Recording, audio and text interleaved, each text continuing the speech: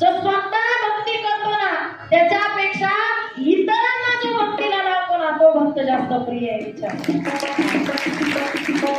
म्हणून कथा कीर्तनामध्ये किंवा परमार्थामध्ये भूक लागल्यानंतर स्वतःला जेवण केलं की आत्मा तृप्त होतो, पण परमार्थामध्ये प्रसाद ज्याला म्हणतात, जे नारळ फोडलं जातं आणि पर्यंत त्याच्यामध्ये स्वार्थ असतो, तो माझं आहे, ते मी दुकानातून घेतलं, त्याला वाजवून घेतलं, त्याला खळखळ पाणी वाजवून बघितलं, मंदिरापर्यंत आणेपर्यंत त्याला हात लावली नाही, ते माझं आहे, ते माझं आहे, ते माझं आहे, ते माझं आहे, बरोबर आहे का? माझं आहे। पण ज्या वेळेला ते मंदिरामध्ये फोडलं, भगवंताला प्रसाद म्हणून समर्पित झालं, त्याचा तुकडा तुकडा तुकडा तुकडा तुम्ही वाटत जाता का?